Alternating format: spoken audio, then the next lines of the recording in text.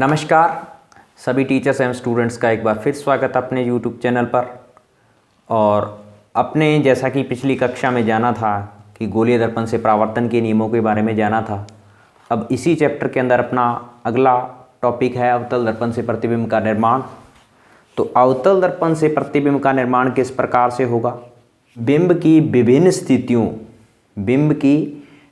स्थितियों से अवतल दर्पण से प्रतिबिंब का निर्माण कैसे होगा? चलो स्टार्ट करते हैं। इसमें पहली स्थिति है जब बिंब अनंत पर हो। जब बिंब अनंत पर हो, अनंत दूरी पर होगा, तो उस स्थिति के लिए अपनी प्रतिबिंब का निर्माण, पहली स्थिति है अवतल दर्पण के लिए जब बिंब अनंत पर हो। तो जब भी वस्तु या बिंब को अनंत पर रखा जाता है अपनी को, तो उससे आने वाली जो प्रकाश किरणें हैं वो सारी की सारी उससे समांतर प्रकाश किरणें, यानी कि मुख्य अक्ष के समांतर प्रकाश किरणें निकलती हैं, जिनको हम चित्र के अंदर मुख्य अक्ष के समांतर दिखाएंगे कि मुख्य अक्ष के समांतर प्रकाश किरणें दर्पण पर आपतित होती हैं।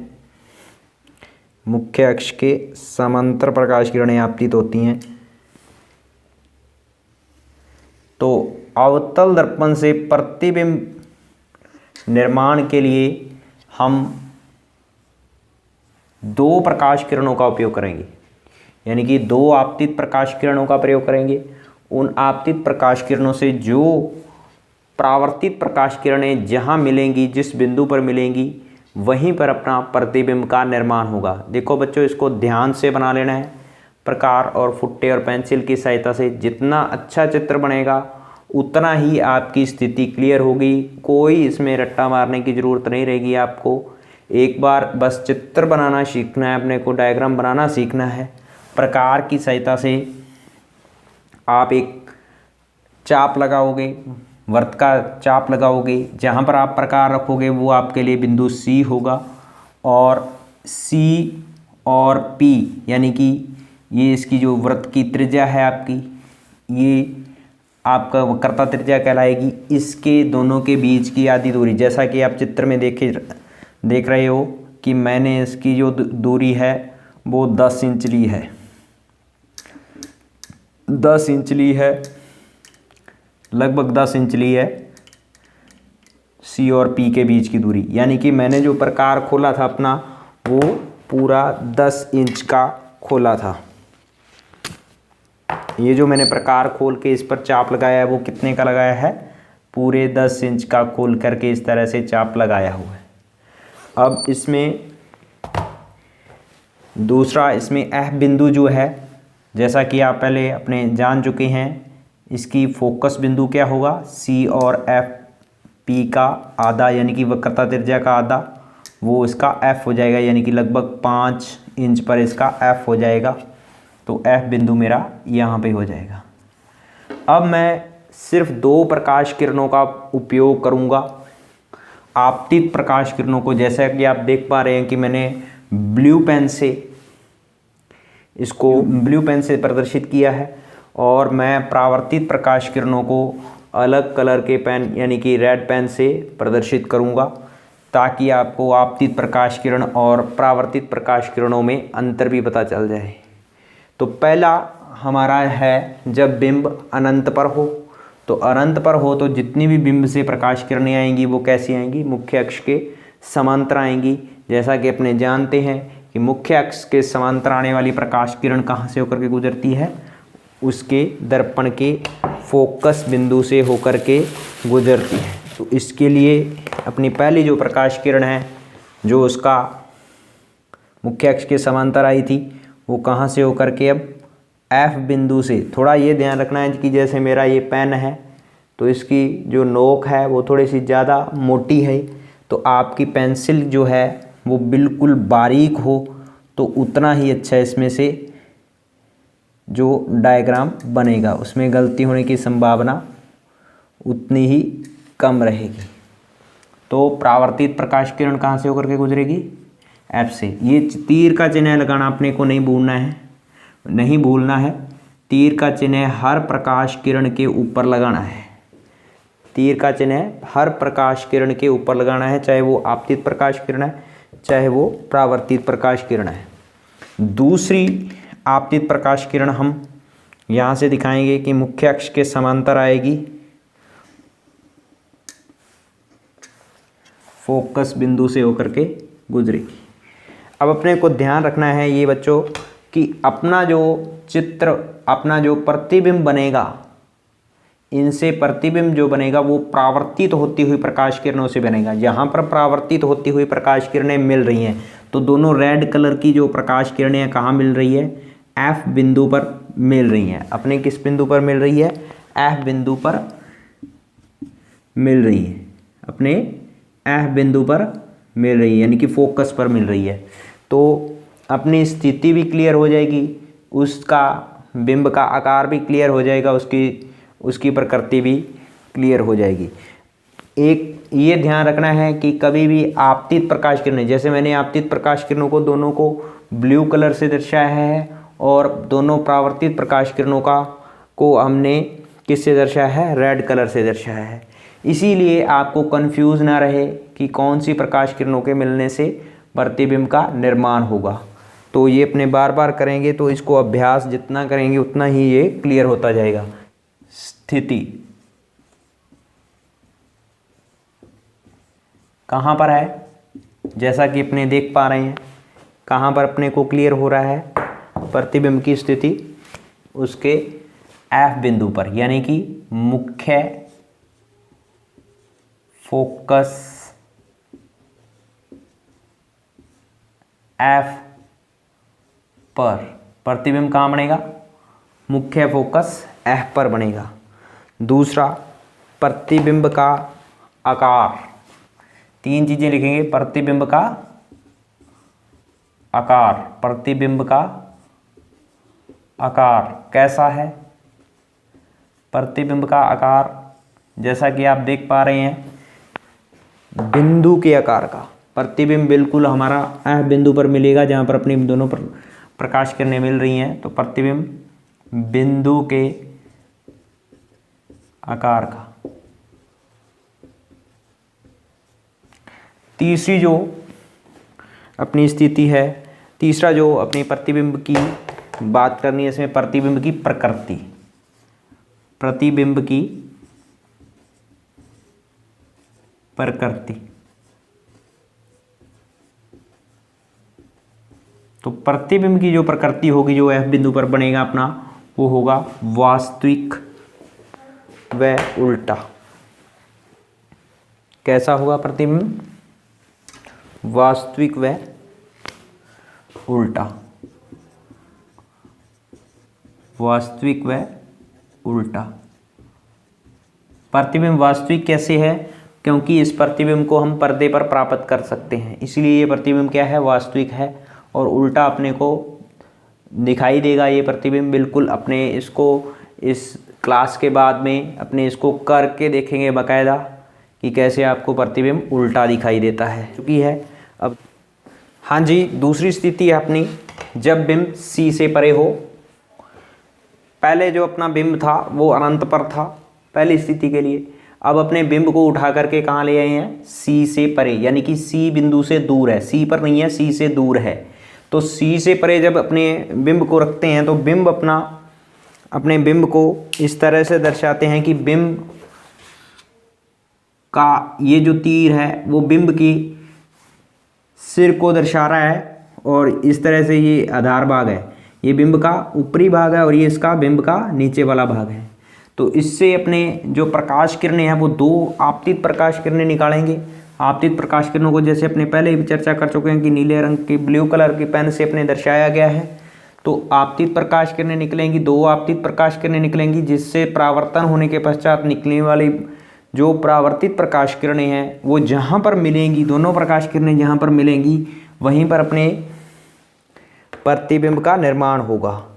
तो अपने देखिए कि दोनों परावर्तित प्रकाश किरणें कहाँ पर मिल रही हैं। पहला इसमें दो नियमों का इस्तेमाल हुआ है कि अपने मुख्य अक्ष के समांतर जाने वाली प्रकाश किरण परावर्तन के पश्चात F बिंदु से होकर के गुजरती है। दूसरा नियम क्या है कि अपने F से आपतित होने वाली प्रकाश किरण परावर्तन के पश्चात मुख्य अक्ष के समांतर हो जाती है।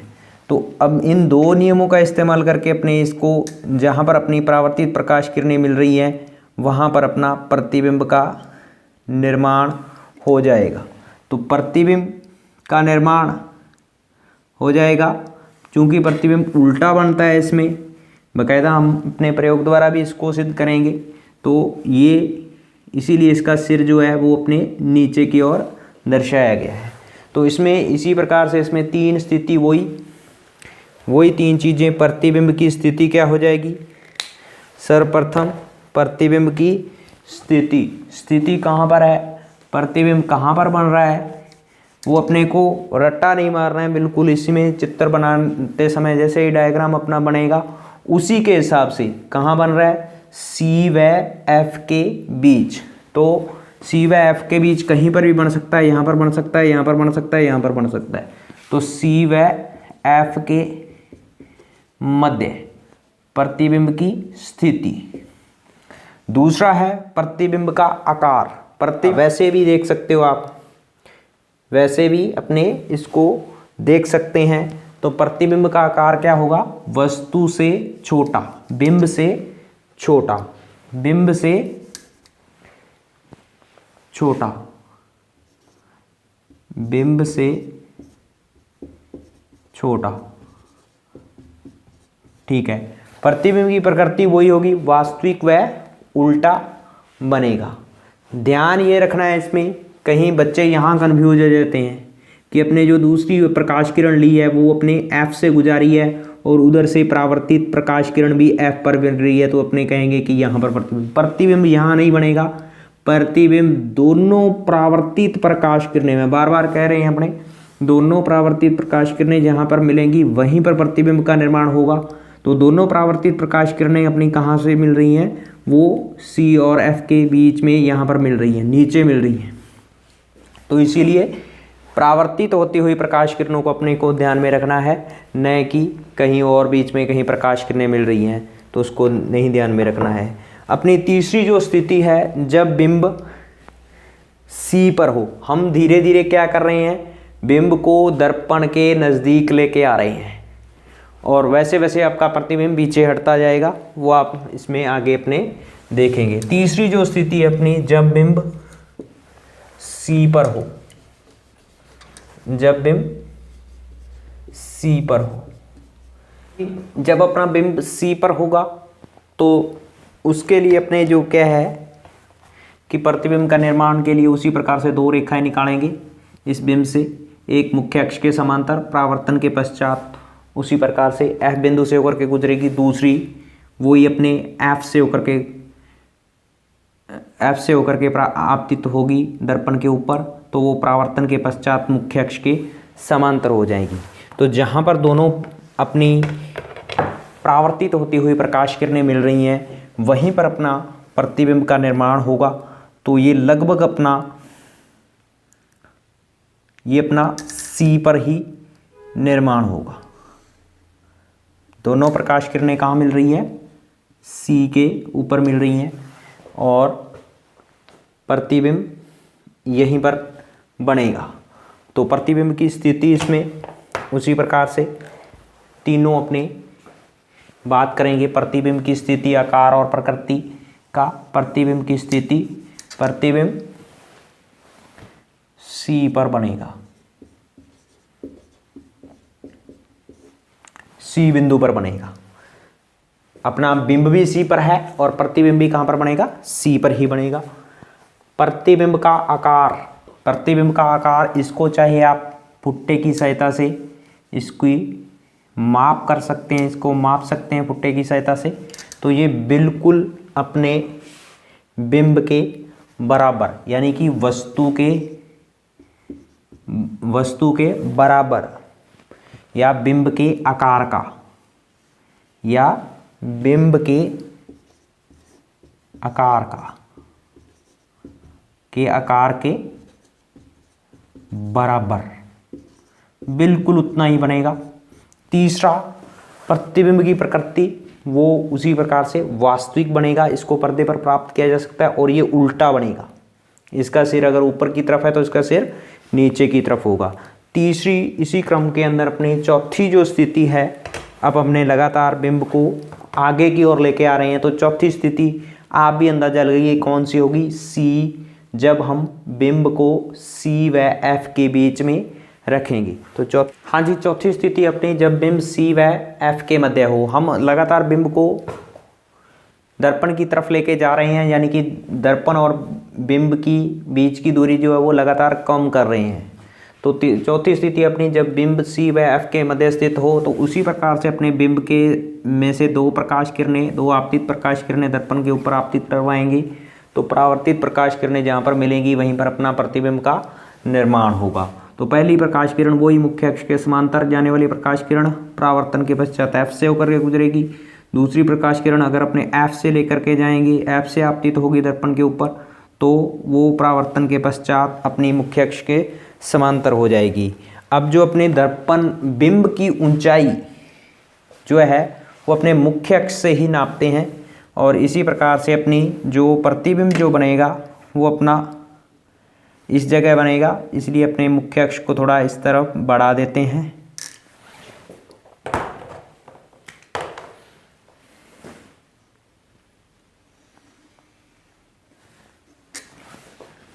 हाँ जी, तो बिंब अपना जहाँ पर दोनों प्रकाश किरणें अपनी परावर्तित प्रकाश किरणें मिल रही हैं वहीं पर अपना बिंब का निर्माण हो जाएगा। तो इस तरीके से अपना जो बिंब बनेगा वो यहाँ बन जाएगा।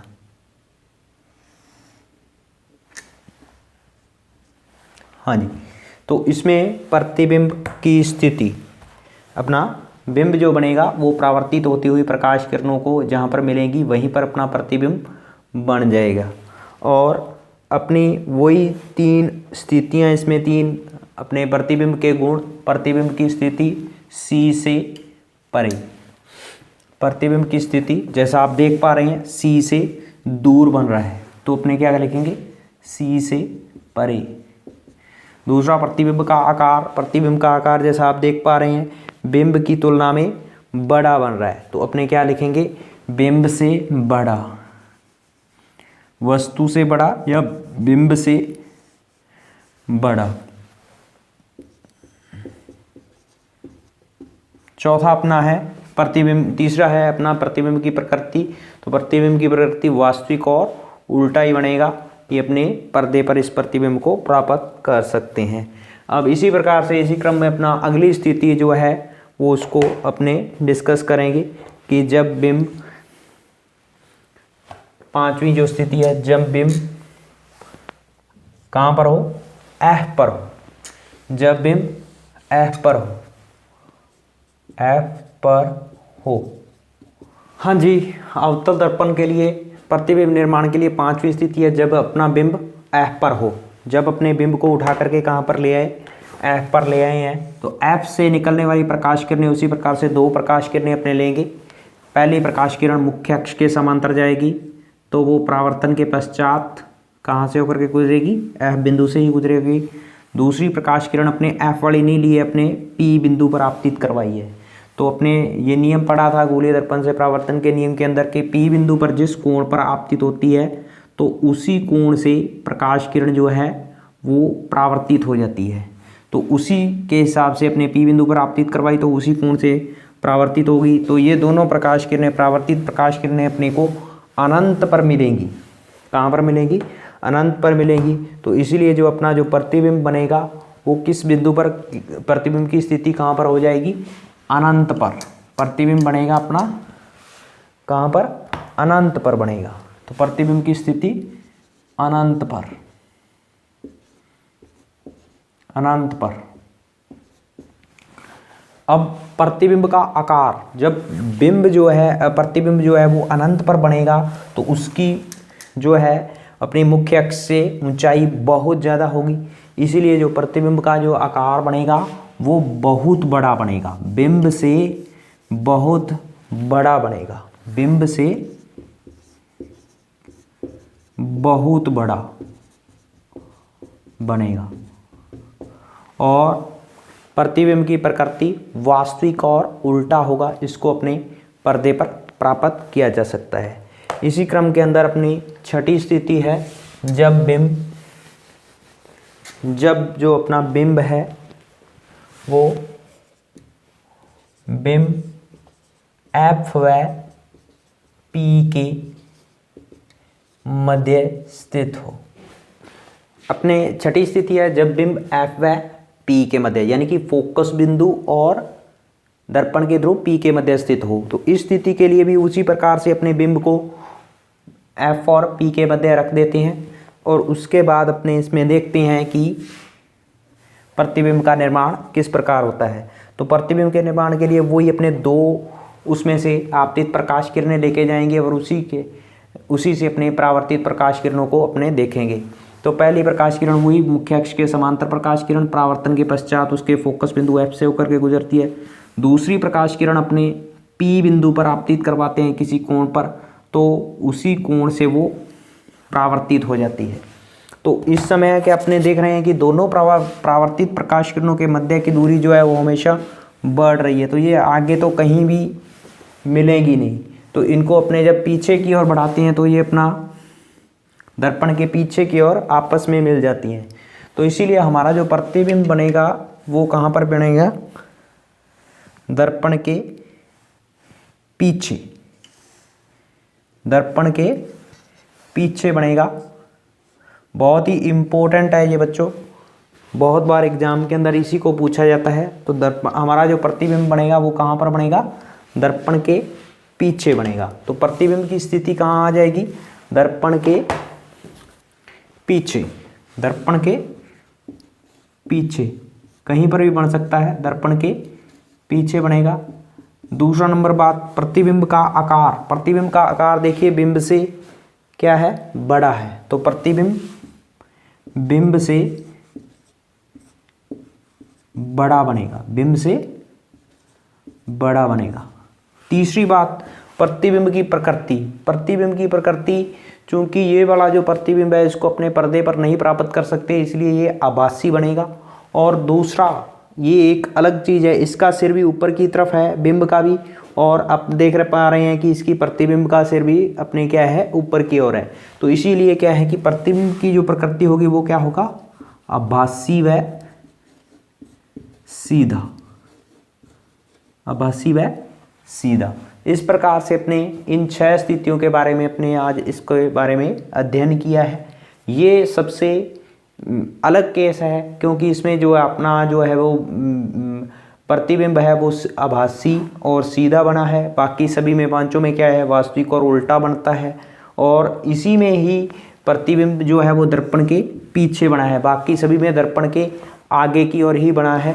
इसी कारण से ये वाली जो स्थिति है जब बिंब F व P के मध्य स्थित है, तो ये काफ़ी बार एग्जाम में पूछी जाती है, ये काफ़ी इम्पोर्टेंट है, इसको अपने कर लेंगे। और बाकी इसको अगर प्रकार और फुट्टे और पेंसिल की सहायता से अपने करेंगे, बिल्कुल उसको नाप के करेंगे, तो इसमें कोई भी चीज़ रट्टा मारने वाली स्थिति नहीं है कि जब बिंब F पर है तो कैसा बनेगा या प्रतिबिंब कैसा बनेगा, प्रतिबिंब का आकार कैसा होगा, स्थिति कैसी होगी और प्रकृति कैसी होगी।